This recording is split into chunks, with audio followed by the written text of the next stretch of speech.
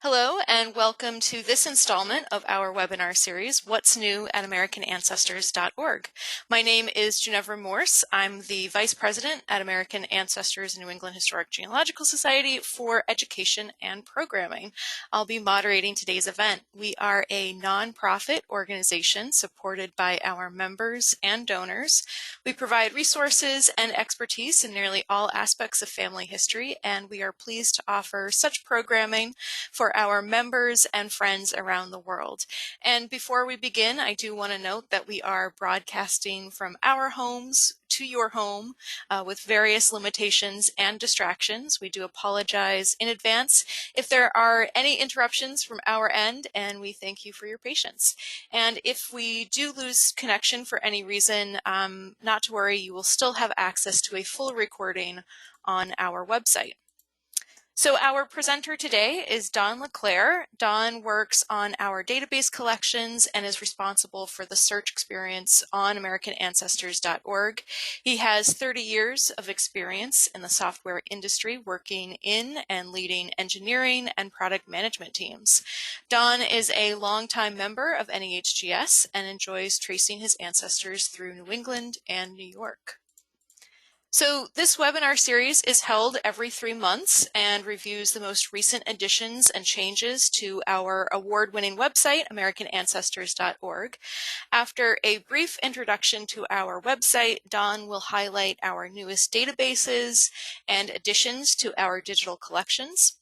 Then we'll discuss a few projects that are in progress and wrap up with questions from our listeners. At any point during the presentation, feel free to type your question in the panel to the right of your screen. We'll address those after the session. There is no handout for this presentation, but we are recording this event, and starting tomorrow, you can easily go back and review any of the content from the presentation on our website. There's also a fantastic subject guide that I know Don will point to on how to make the most of your searches on AmericanAncestors.org. So that's another resource that you have access to. And if you missed anything on today's first listen, you can always go back, as I said, and listen to the recording tomorrow. So without further ado, I will turn things over to Don. Thanks very much. Welcome, everyone. I'm glad you joined us today for this update on what's new. So given that it's a quarterly What's New webinar, our focus will be on things that have been updated or brand new since between the periods of July through September. So as we talked about in the agenda just a moment ago, we'll be focusing on the search side of the database databases that we have online, as well as the digital library. So the items appearing under these two circled items on our homepage. So we'll start off a little bit on the database side. So under search, we have a couple different ways to start. Many people jump right in and do search across all of our databases. That's one way to go. You also have an option to go into browse databases, and we'll talk a little bit more about that in just a couple of minutes. But I wanted to give you just a little bit of context about what do we have, what are the databases that we have online, and how do they fit, and how might you use them. So as of today, we have 472 online databases. So each database then represents a source of information, whether it be vital records or a book. In those databases, we have about 1.4 billion searchable names at this point. And you can see by the pie chart here what are some of the most prevalent databases we have. So you can see the green wedge in this picture, which is a little over half, maybe 60%, is vital records. Then we have things in the census, tax, and voter items, on genealogies and biographies, and then probably the next largest would be the court, land, and probate files, probate collections. So that gives you sort of the scope in terms of what kinds of information we have.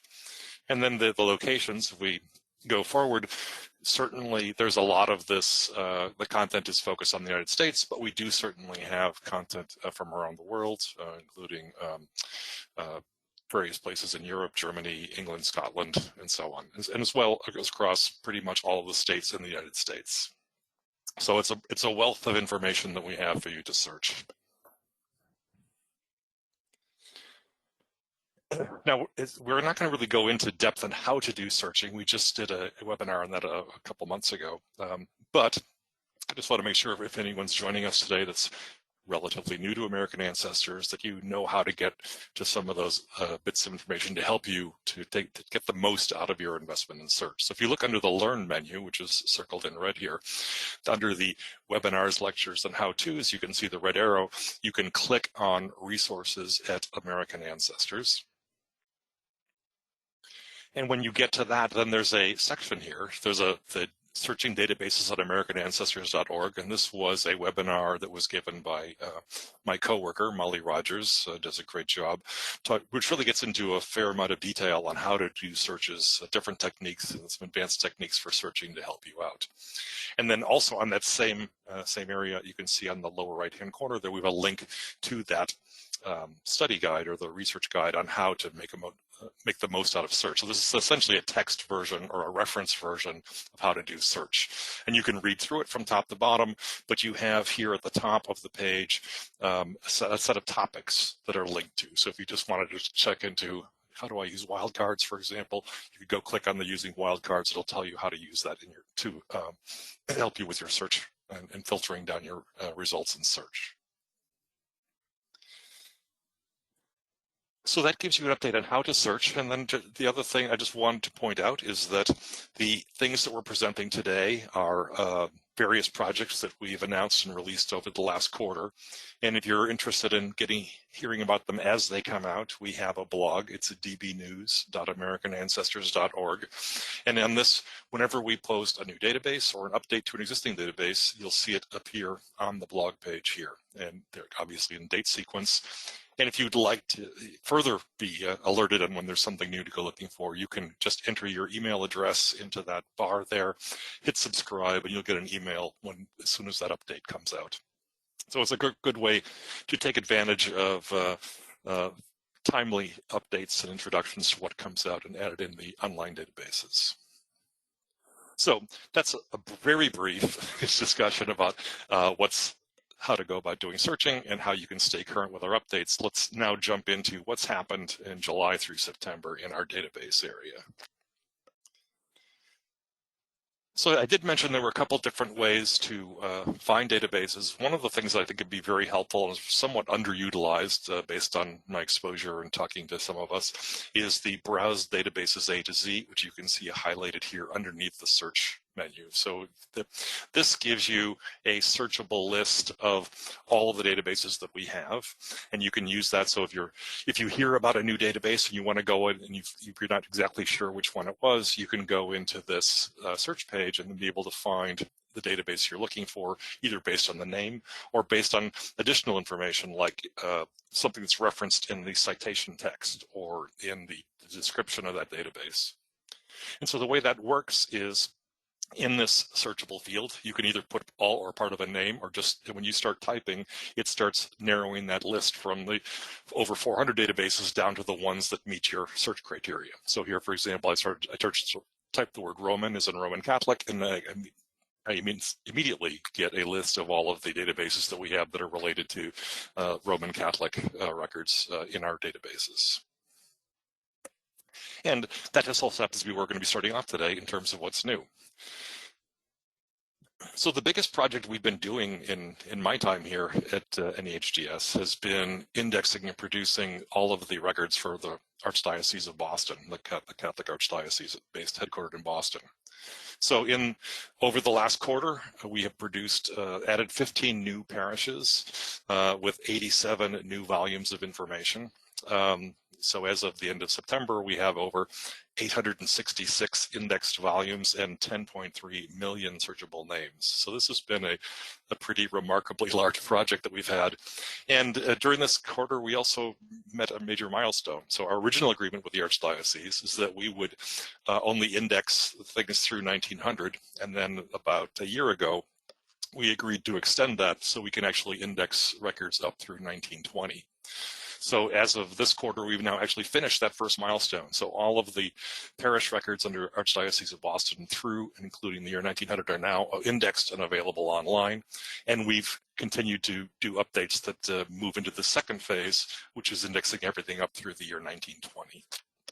So it's been a really wonderful project to go through. We have found in many cases, almost surprising to me, that there's a lot of records that have been recorded in the Archdiocese of Boston that you don't find in vital records for one reason or another. Maybe it's particularly with some of the immigrant families as they were coming in the late 1800s and whatnot, they didn't always get recorded in vital records. So if you're trying to do family research and you think you may have some Catholics in your background, this could be a really excellent resource to work with. And just as a quick indication of what the search page is like, you can see here that we have pretty thoroughly indexed it. This is the database-specific search page, so all of the terms here are relevant to things that we have indexed. So you have the usual first name, last name, years, record types, which will span essentially, potentially all of the sacraments, Catholic sacraments. So that would include baptisms, which usually have birth information in them, marriages, deaths, oftentimes confirmations are included.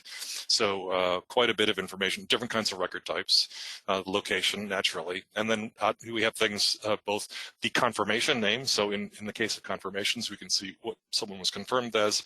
And we also have captured family members rather extensively.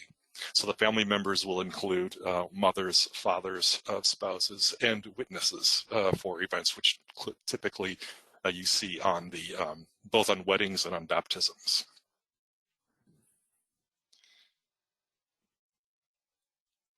And then if you page down, and this is true of any one of our database search pages, so I just happen to be showing it to you for Catholic records, we provide information in terms of search tips. So we'll explain what is available to you in those search fields. So for example, what kinds of family members are typically indexed will show up here under the search tips. We'll have a note on wildcard characters, which can be very helpful for doing searches. We have some sample pages so you can just see what the records in this database look like, and then going on to a description of the database.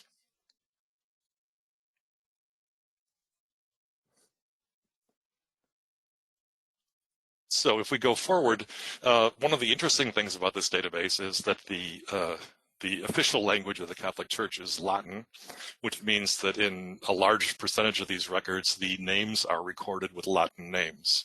So the record, for example, and we're showing here at the top of the page, is Dionysium, which is the Latin for Dennis. So we have, to the best of our abilities, captured the original Latin from those texts and then provided the English translation, which in some cases can be interesting because many of the Latin names have multiple English equivalents. So when you're doing your searching, it's a good thing to keep in mind in that you may find that we have perhaps a different translation than the English name that your ancestor actually used when they were recorded into the record books of the Catholic Church.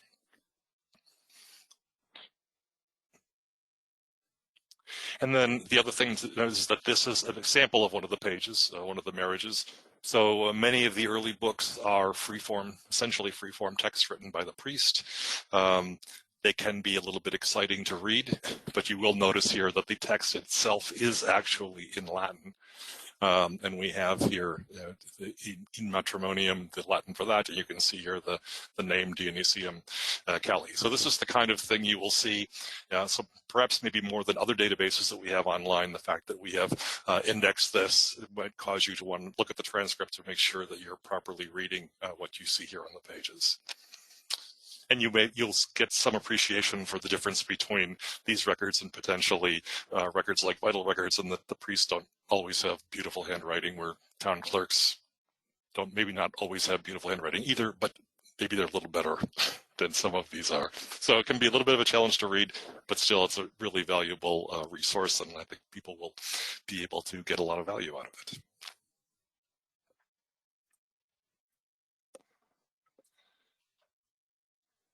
So the next new database we have is we have done work with the First Congregational Church of Boscawen, New Hampshire. So they actually approached us a little over a year ago.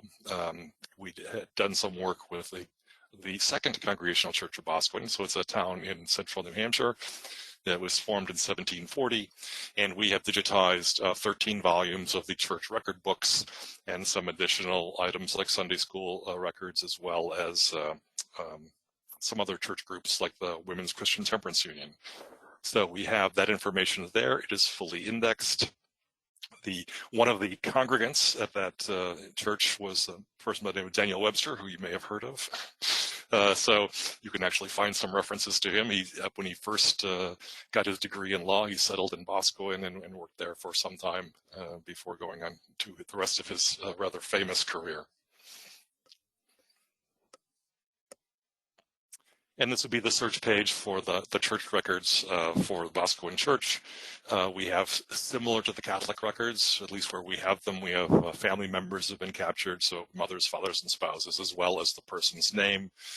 Most of the records will be in the town of Boscawen, but there are occasional references to things that happened outside of that particular town. So that the primary record types you'll see are births, baptisms, and marriages, but there are also some information about deaths, admissions and dismissals from the church, so people who've moved in and out of the area, as well as other information, which will just be recorded with a record type usually of a church record, just meaning we found the person's name referenced in some particular area. And so you can have this opportunity to find a variety of different kinds of information because the church recorded a lot of different activities in the church, not just the equivalent of the sacraments that the Catholic Church has had. And this available is online. You can find this database in the search databases A to Z, and we have the link there as well. So the next database we have for this quarter, which just made it in at the end of September, is the completion of the project around the Hebrew Immigrant Aid Society. So this was an organization in Boston that helped a lot of Jewish families who were moving from Europe either to Boston or, if you will, going through Boston out to other parts of the country. So we had released part of this collection about the end of last calendar year. And then in September, we released the final 6 volumes, which was roughly 16,000 searchable names, just about doubled the size of the database. So it is now complete. And we're really happy to have this set of information. It's a time where there's a lot of activity as far as immigration into the United States. So this will be an excellent resource to find information about people, where they came from, and ideally where they were going to. We've been working with the Jewish Heritage Center about this, or the Weiner Family Jewish Heritage Center, on this project. And the parts that are in the database are the records from 1904 to 1929. After 1929, the Hebrew Immigrant Aid Society, also known as HIAS, started capturing information more in like a case study format. So there was a free-form text as opposed to lists of passengers. So those case studies are part of what we've been producing and saving in the digital Librarian archive. So this is a case where we have related sets of records before and after 1929. Part of it is in our online databases, which we've finished here, and the other part is in the digital archive.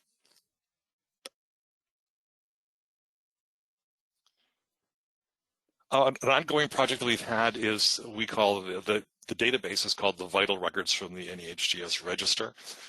This is a database that had originally been around for many years and has essentially an extract of vital records.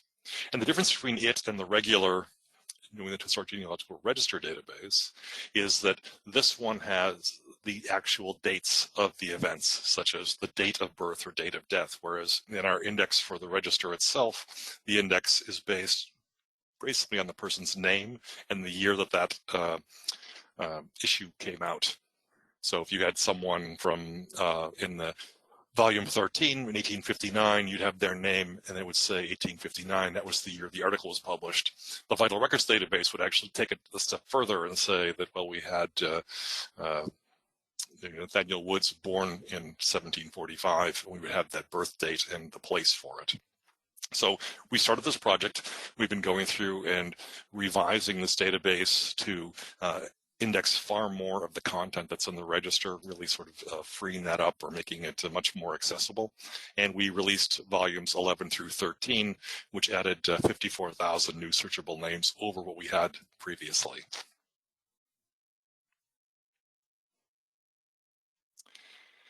So the next couple of things we want to talk about is our research projects, or study projects, excuse me. Study projects are ongoing initiatives to go out and acquire information and do a publication of original data on various folks. The Western Massachusetts families, the topics are based on people or families that appeared in Western Massachusetts were included in the 1790 census. Helen Ullman is the editor of this, and here we can see a list of the roughly a dozen new sketches that were presented. So the structure of this particular database is that we have a sketch or a few pages about each person. They come out in this online database, and then periodically, as we have a sufficient number of new families written up, then we produce a new volume of this book series. So you can see on the right-hand side of the screen the cover of the volume 3 of this database, of this study project, which came out last year.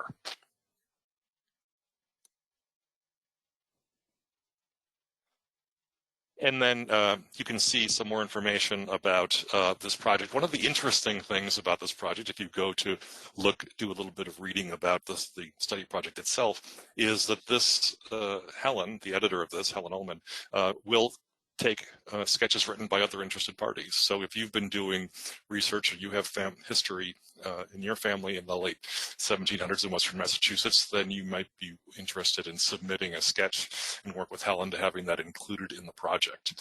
So you have a reference here to where that study project is defined, and you can see then that we have a place that you can go enter a submission, and then Helen will get in touch with you to work out the details.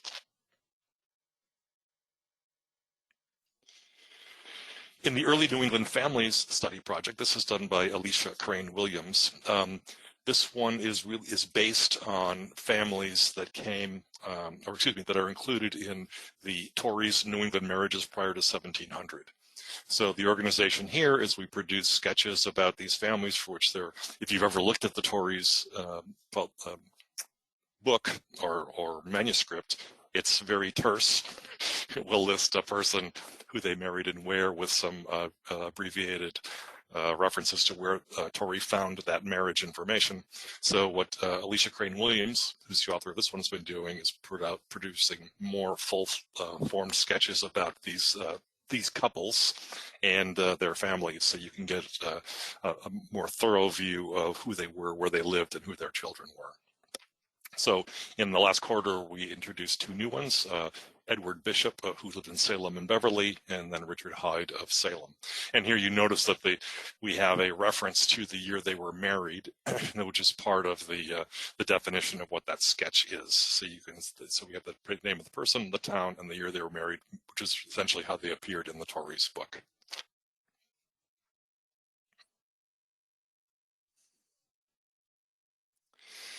So if you look at to search this database, there's really a couple of ways you can navigate it. And if you hear in a presentation like today or through DB News, you know if there's a new sketch available, you can just go to the right-hand side in the volume pull-down list, and you can see the list of all of the available sketches.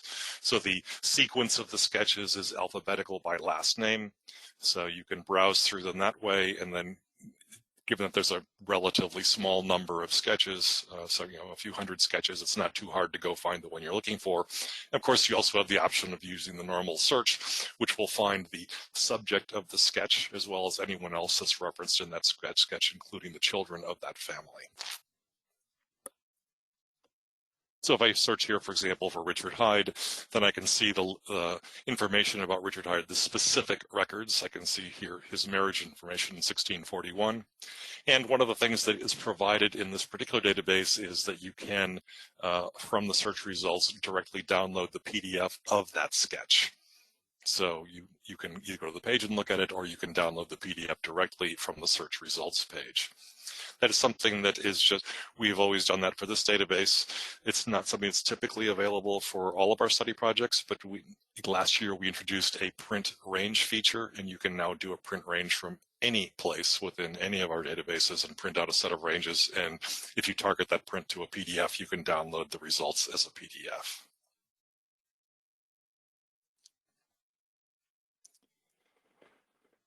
So that covers the new databases that we've produced in this quarter.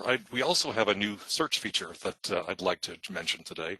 We call it Saved Records, and basically this is this opportunity to find things or save something that you find for your own future reference.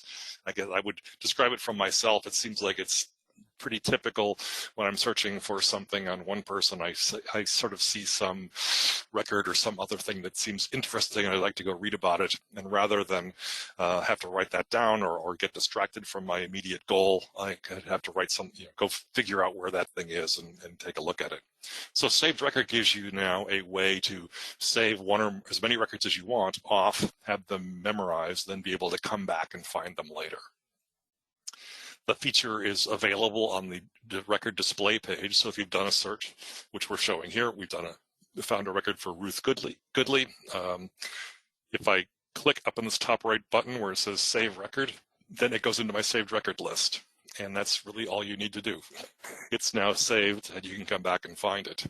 To find them again, if you go to the advanced search screen, up at the top right-hand corner of the advanced search page, we have a new button there that says Saved Records. It's right next to the Saved Searches, which we're not going to talk about today, but we've had the facility for some time to save and name a search, but now we have the ability to save individual records. That's the new feature that we've added. So if you're on advanced search and you click on the saved records button, then that will take you down to the set of saved records that you have. So if you look at this, you'll note that it looks remarkably like the search results page. I have a hyperlink with the record, with the name. It tells you what database it came from. It will tell you the volume in the database and the page it came from. So, and then off on the right, you see a created date. That was the date that you actually saved that into your saved records list. And then you can, from this page, either then click on the name, in this case, click on Ruth Goodley, and that would take me to her specific record, or I can remove it from my saved records if I've already got, I've already processed this and I just forgot to delete it. I can just click on remove from my records on this page, and then that record will be gone.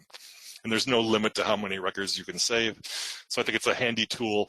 And I think it helps you to stay a little more focused and not go off getting distracted by other interesting things while you're doing your research and reading through the records online. Now, as a related item, given that that is set from the record display page, we wanted to make it as convenient as possible to get to the record display page. So if you have been browsing through a set of images or looking at the transcripts, we changed the transcript display page so that the entry has a hyperlink on the name, and that hyperlink will take you from that transcript, which would list all of the people on a page, back to the record display page for that individual person. So in this case, for example, if I'm browsing through Massachusetts Vital Records, I see someone with the last name of Gasper, which I'm interested in. Oddly enough, there's no first name with it. If I just click on Gasper, then that will take me down to the page with that particular record. You can see the full transcript for this particular record. So then you can hit the Save Record button if that is indeed something you would like to save. But another nice point of this is if there's an annotation on the record, then you would see that annotation. Many of you may not have seen annotations before, but a little over 1 or 2 years ago, we added this feature that if we see something that is wrong in the source document in one of our books, that we can add an annotation to it to identify a correction. So in this particular case, this is Massachusetts Vital Records. The gender, actually first name of this child, Casper, is not recorded. So we have the name is highlighted in yellow. That says there's an annotation on the name. And it tells you at the bottom then what the annotation, and there can be multiple annotations if necessary. It'll tell you that we believe the child was actually female, even though it is blank in the vital records. And then there's a reference with a hyperlink in it, in this case, to go see, find Anna Gasper, who was listed in the 1900 census as a 3-year-old female child in that family. So that link from the transcript page, which will help you get to this page so you can save the records and then give you a chance to just see an actual case of an annotation, if you will, in action here on American Ancestors. So we're always interested in corrections or errors. If you see anything that's been mistranscribed, we just fix those. But if we see something where the transcription is correct but the underlying source is bad, then we have this ability to add an annotation to the record when we have a link to an authoritative source. So with that view on databases, let's take a look at the Digital Librarian Archive. Last quarter, we called this Digital Collections, but let's provide a little more information about this. So if you go to the homepage under Library, you can see digital book and manuscript collections. And the difference, I would say, between the things you'll find in the digital book and manuscript collections is that rather than being records-oriented databases, these are family papers or books where you could essentially be doing a full-text search as opposed to a records-oriented search. And the materials come from one of several different areas within the organization. So if I click on Digital Book and Manuscripts Collection, then that takes me to this page of what's now called Digital Library and Archive. So we had a major revision to the software we use here, which adds a variety of new features and a somewhat different look and feel. So if you've come here before, you'll find it looks a little bit different than it did, for example, last quarter. And we have an easy to remember URL. It's digital.americanancestors.org. So if we look at, I mentioned there were 3 different areas that we have content from in the digital library and archives. So the first one is the Weiner Family Jewish Heritage Center. I mentioned earlier our work with them on the HIAS project, Hebrew Immigrant Aid Society. So those papers, as well as many others, are available under the heading of the Jewish Heritage Center. The R. Stanton Avery Special Collections is a lot of our manuscripts here at NEHGS. And then the Research Library has been going through and digitizing and adding a variety of rare books, or uncommon books, and making those directly available from this as well. So you go to the Digital Library and Archives, and you have an opportunity to look across these or in the individual sections of the digital collections to see that information. Now, as I mentioned, we just have done a major upgrade to this software, and Sally Benny, who works here at NEHGS, is the curator of our digital collections, and she'll be giving a full webinar on this next month. So maybe you could mark your calendars for November 19th to sign up for this class and hear more about really how to use search and take advantage of the new digital library and archives. So in terms of new content, in the last quarter, most of the content that we added, or pretty much all the content we've added in the last few months, have been in the area of the research library books. And so the focus has been on family history-oriented books. So the first ones I mentioned here are a book of essentially additions and corrections in this case to Descendants of Peter Mills, written by Helen Schatvet-Ullman, who I mentioned earlier is the editor for our Western Massachusetts Families database. Selected branches of the Redway family tree and the Berkshire Vermont Chaffees and their descendants by the Chaffee Association. So these are the first three of the books that we have available to you. If you're not familiar with this, if you see one of these books and you're interested in finding more, a couple of ways to find it. One is if you look at the top of the page on the Digital Library Archives, you can either just type in, for example, the name of the book in here and press search, or you can press the search button up at the top right corner and go to the search specific page.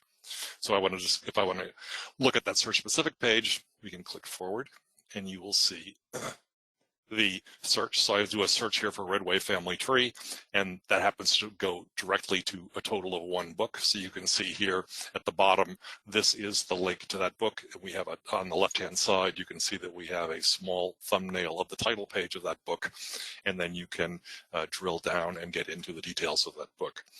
If your search gets many results, there's also some things to filter on the page, or excuse me, to filter the results, and we'll let Sally get into some of those details with you. Once you get into the book, you can see here it opens to the initial page, page 1. There are, I circled in red on the left and right, there are arrows you can use to page through the book, to scroll through it, essentially to read it. You also see on the right-hand side here that there are page images for each of the individual pages, so you can use that to skip to a direct page. And we always like to remind people to page down. So if you go just below that view of the book, then you can see that we have additional pages. We also have the full description of the book, which is in the terminology of the system as an object. So here you can get much more information about who the authors were, when it was published, and other information, links to the catalog, other things about this particular book. So very complete, all in one place information to look at the book as well as browse through all the pages in it. So some additional books that came out in this quarter, things about the Mason and Dennings family, also the Massey, Lee, and Heckscher families, and then one on Thomas Mall, if I hope I pronounced that correctly, the Salem Quaker, which is interesting perspective about free speech in Massachusetts Bay, which I'm sure with a Quaker background in early New England could have been an exciting time. And then, addition to that, the descendants of Matthew Marvin, the Howard family, and the families of Houghton. So we have these 9 different books that have come out as part of our digital library and archive over the last 3 months. And there's plenty more content in there of a variety of different kinds. So if you haven't taken advantage or browsed through some of the information in the digital archive, I would certainly encourage you to do that, and as well to sign up for Sally Benny's webinar to hear even more about it. Next topic, a little bit different from the above, is some library databases that are currently available from home. So if we look at this, during the pandemic, we've had some groups that have been willing to extend to our members the ability to go off and do searches on these external databases. And so to find them, if you look under the search menu, there is an item here that says called Special Interest Databases. And if you click on that entry, then you'll see a list of the special interest databases that we have. So the ones that I'm focusing on for our discussion today are these during the COVID emergency. We've had arrangements with several groups to put these databases, make them available to you online as a member by going through the NEHGS page, excuse me, the American Ancestors page to get to that specific database. So we have the early American newspaper series, history, geo on maps and those sorts of things, the Parchment Notarial database, and then ProQuest databases, which include newspapers.com, Fold 3, and historical newspapers. So this full set of things are going to be available, have been available for the last couple of months, and will hopefully stay available for the next few months as we're all home. Many of us are home dealing with the pandemic. So some additional resources that you can take advantage of for your research.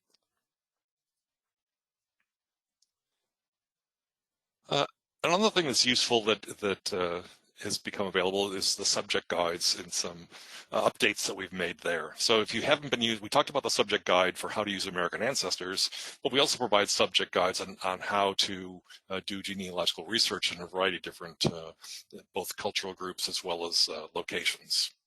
So if you've not looked at the subject guides, the way you will find them is you would start on the home page on the Learn menu, and you can just see here the expert subject guides for family history research. You can click See All Topics, and this will give you then a list of all of the subject guides that we have available, and that list changes over time.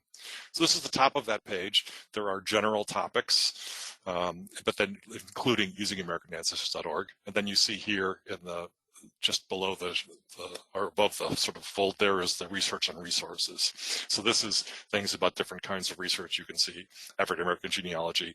But if we now click down to the other locations, we can see that we have things for New Hampshire and different physical locations as well as different individual groups. So one of the brand new research guides is Maine Genealogy. And generally speaking, the structure of the research guides is very similar in that you have up at the top, you have hyperlinks down to individual topics. So essentially, this is like a linkable table of contents to what's in this guide. This one being written by Tricia Healy starts off with a short introduction about Maine and some key dates in Maine history, but you can then, how do I find out about burial and cemetery records, published genealogies, various different kinds of things that you see here, all focused around doing research on Maine. So it's a great resource. You're getting information from some of our best genealogists who are really experts in the area and giving you some information to help you. Well, the next item that we added here in this category is research in the state of New Hampshire. This one by David Lambert and Tom Dwyer. Same kind of context here in terms of the structure of information that's available. One of the things to keep in mind is when we do these, the information we provide is not just information on how to do research on AmericanAncestors.org. It gives you information that you can, information about resources outside of our own. So other websites, things that can help you with your research. So it's really a useful tool. Another new one we have added is for the province of Ontario in Canada. Now in this one you can see here at the top we have some general topics on doing research in Canada. So there's a short section of things that are general pointers about how to do research in family history in Canada, but then we get into the specific items about land records and periodicals and whatnot in the province of Ontario itself. This one being done by Ann Lothers and Rhonda McClure on our staff. And continuing in the Canadian updates here, we have a similar one from David Lambert on the province of New Brunswick, which was originally part of Nova Scotia. Having recently been doing work with a variety of things on Mayflower ancestors, we had quite a number of our early settlers moved back and forth between New Brunswick and Nova Scotia. So oftentimes if you have New England connections, you may also have connections into Eastern Canada. So this could be very useful. And then we've had one for Prince Edward Island, and we did an update to that one. So originally done by Marie Daly, also updated by Melanie McComb. So we've sort of covered the eastern end of Canada very explicitly here with our subject guides, and so I'd say we've given you the highlights of what's new in that area, and but if you're not familiar with what's out there, then it might be a good place to go look and see if areas where you're getting stuck or having problems, you can get some tips on how to do research in those areas. So one of the last things I'd like to cover today is projects in process. There's a little bit of a preview. We have usually talked a little bit about in these sessions about areas where we're looking for volunteers to help us, but here's one where we're still looking for volunteers. It's a project we're doing with the Provident Institution for Savings, which was in Boston, and we got working with the Boston Athenaeum. We've partnered with them and got copies of what they call the signature books, which, as you might guess, would be the books that getting signatures when a person opens an account, as well as some of the waste books, which, despite that name, has interesting information about families and transactions as well in those accounts. So what's interesting, particularly about the Provident Institution for Savings, is that it was created for the primary purpose of serving poor and immigrant communities. So these people may very well be underrepresented in other sources of information. And the records provide some interestingly valuable information about the person's name, where do they live, what was their occupation, and perhaps most importantly, where they came from. So this gets, you'll find many immigrants coming into the Boston area in the early to late 1800s, and you may find a significant set of people here that are related to you in this book. These set of books, sorry. And so we'll be releasing next week the first of these books. It's about a 400-page book on signatures in the 1852 to 1854 period. But we still have quite a bit of indexing to do, and we'd love to get folks involved. So I talked about what's in the book. It's a little bit hard to read the page, but what you see here is information about what we captured in a nice little one-liner on each person. So you've got William Cashman here on the top, and if we click forward, we can zoom in a little bit, read that a little bit more easily. So here we have William Cashman. He's the first item.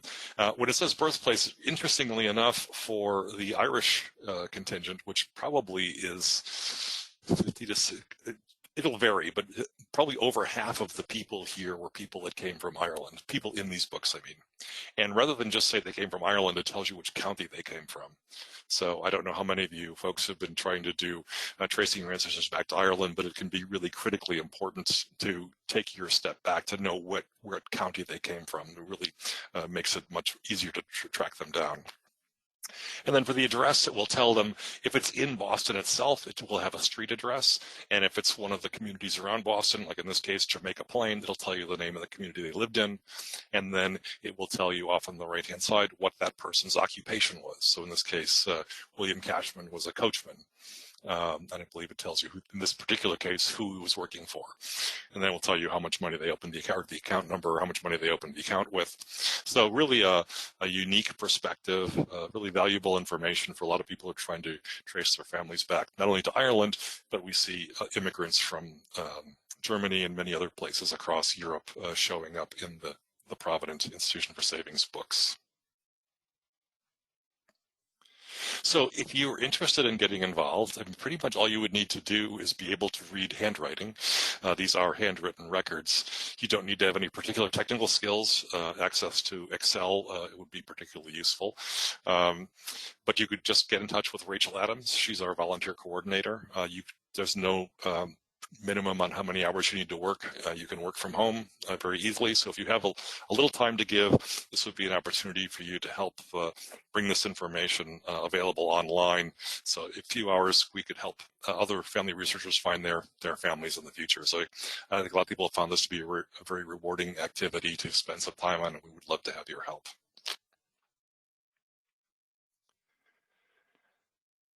Now, as related item, is by next week at this same time, Eileen Paranthi will be giving a webinar on the topic of how to use bank records in your family history research. So she'll be providing much more in-depth perspective on what kind of records are available, not just from Provident, but from many different sources, and how you can take advantage of them. So if it's something that this topic of using bank records is of interest to you, I would encourage you to sign up for her webinar before she gives it next Thursday. So that now covers the activities for the last month. Just as a reminder, we provide our database updates on our blog at dbnews.americanancestors.org. We also have the weekly genealogist, which many of you may subscribe to, which we about once a week we'll have a recap of some of the new databases there, and often we'll have things in Vita Brevis about new databases or other topics of general interest for genealogists. And always, if you have any questions, any problems using the website or doing search with database, please email us at webmaster@nehgs.org.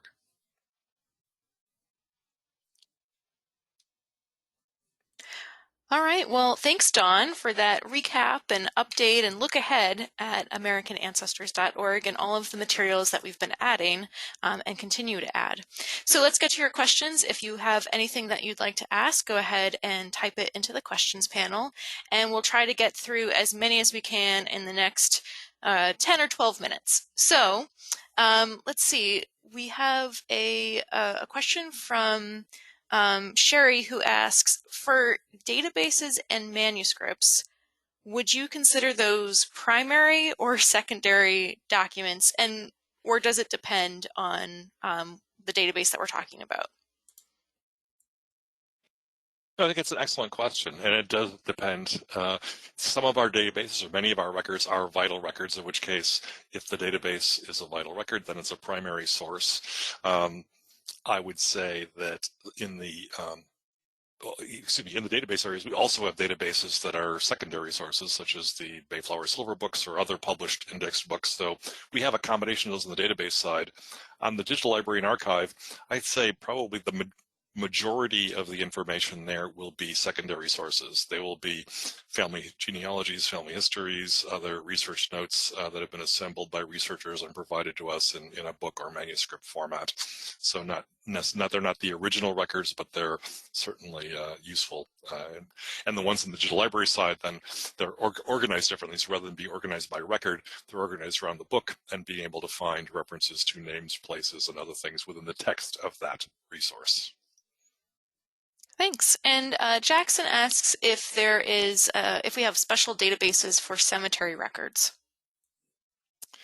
We do have a number of cemetery records databases. So we talked about that browse databases A to Z function. If you just go to that, you type in the keyword of cemetery, and you will see a list of quite a number of them. We've had a couple of efforts, in fact, very early efforts at NEHGS back in the late 1800s. There was a recognition that many gravestones were falling into disrepair and being weathered away, and so we had a lot of manuscripts around the idea of providing transcriptions of those records, and you can see a number of those online. There's one database in particular called the North American Cemetery Transcriptions, but we've also done some recent work with some of the churches in Boston as well as other places to get other cemetery records published. So feel free to take a look. We've got a bunch of those online. And Marilyn asks, is a paid membership required to access the study guides or the subject guides? I'm happy to answer that. No, you do not need a paid membership to access our subject guides. All of those are freely available, and we're constantly adding to those subjects. If you have any recommendations on a subject guide that you would like to see us work on, you can always reach out to me at gmorse@nehgs.org. Let's see, another question for you. Now, if we have a few questions about, do we have databases for certain areas or certain topics? You mentioned the browse databases. Is that really the best way to see what we have? Do you need to be signed in to even access kind of the browse database feature? So you don't even have to be signed in to use the browse database feature. It's available to anyone at any time. If you want to actually do a search and see the records, then you'll have to be signed in. And depending on the database, then you may have to be signed in and be a paying member versus a guest member. I mean, we have approximately 40 databases that are available, a little over 40 that are available to guest members. But if you go to the browse database A to Z, you can do that without logging in, and you can use that to help find databases of interest. All right, thank you. And if folks have suggestions on databases that think that we should have, or ideas on what would make a good database, who can they reach out to, and do we solicit such suggestions? Yes, we love to hear those things. So you can reach out to me directly, but probably the most effective way to email us at webmaster@nehgs.org, and then either myself or one of my colleagues will answer that. So yes, we've actually acquired several databases from someone who's reached out to us for something that we've done inspired an interest. We talked about the Boscawen First Church database. That was one where people in Boscawen had seen an announcement about something else in their area and came in touch with us to see if we could index and put the database online. So we're always interested to have that discussion with people and see what you might have. So we're interested in your inputs, and if you have something to offer directly, either way, let us know. We'd be happy to follow up and talk to you and see what's possible. And you also mentioned you showed us the annotations and how to report an error. If there is an annotation or we see something that's wrong on either the transcription or in the kind of backup, the original document, how does that work? Do we need to provide proof that what we're saying is accurate, or do you do the research, or how does that work? No, great question. For transcription errors, I mean, pretty much if you report them to us, and you can report them to us by either emailing us or better yet, on all of the database screens, there's a box labeled comment or question, and typically as well a button that says report error. Either one of those will generate an email to us with a link to the page you're looking at, so you don't have to worry about giving us a lot of reference information. So for a transcription error, just let us know what the error is and we can fix it. If you're saying that the underlying book was incorrect, or in the example I showed in this discussion, there was information in the vital record that was wrong, it was just misrecorded, then we're going to need you to help do the research. the ideal situation is that you have another source. In the case that we showed earlier, was a first name and gender missing in vital records. Well, they provided us the source of a link to a web page with census information that you could tell was the same family, and we could make that update. The cases will vary depending on what area you have to report, but yes, if you can provide us a link to an authoritative source, then we will add that annotation. All right, and Lisa, kind of a specific question, but Lisa asks, would New Bedford Bay, 1790 to 1800, be included in Boston, in the term Boston? If you're not sure of that answer, how would you suggest she find out? I do not know if New Bedford Bay would appear.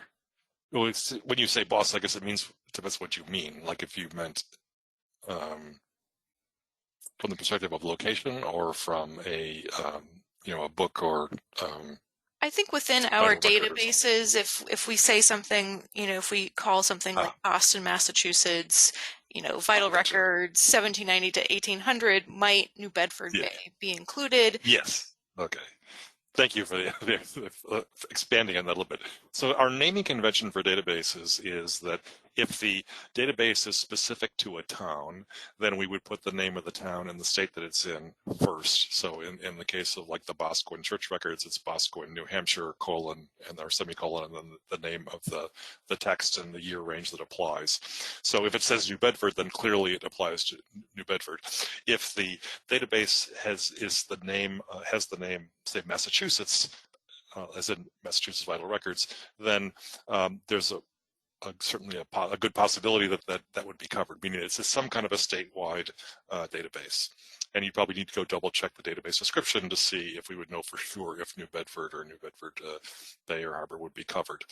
But yeah, so if it's a town, it starts with a town. If it's a state or a county, we will list the state or county that the database is primarily associated with, to help you figure out where you want to go looking. And if names change, I mean, should we use, if we're searching by place or by a town, I mean, do you suggest searching by the original name of the town or what it's known as now? I would recommend searching by the modern place name. I can't say we've been creating databases for a long time, and some things are kind of interesting, like Jamaica Plain, which is now part of Boston, could appear as Jamaica Plain or Boston. But our general approach, certainly for new databases, is to use the current place name, so you can find that on a map and know what you're referring to. So that would be our recommended approach. All right. Well, thank you again, Don. It looks like that's all the time that we have. Again, if you have more specific questions or we didn't get to your question today, you can reach out to webmaster@nehgs.org. Also, if you'd like more hands-on help with your family history research, you might consider scheduling a consultation. Those can be done over the phone or online. And you can learn more about that service by contacting consultations@nehgs.org. All of our genealogists do give consultations and offer one-on-one advice. And then if you'd like more assistance on doing research on your behalf, you can also consider hiring our research services team. I'm going to be including this information as well as that webmaster email address that I just mentioned, and some other links and goodies in a follow-up email later today. So I want to thank you again for joining us today. As you leave the event, you'll have the opportunity to fill out a survey and give us your feedback. As we continue to expand our webinars and online offerings, any and all feedback is extremely helpful and appreciated. And this free webinar was made possible by the generous support of members and friends around the world. Please consider making a gift to American Ancestors to keep these programs free and to create more free programs for you and others. If you'd like to access more how-to resources or learn about upcoming online educational programs, please visit our online learning center at americanancestors.org/education. Stay safe, stay healthy, and I hope to see you at our online programs in the future. Goodbye for now.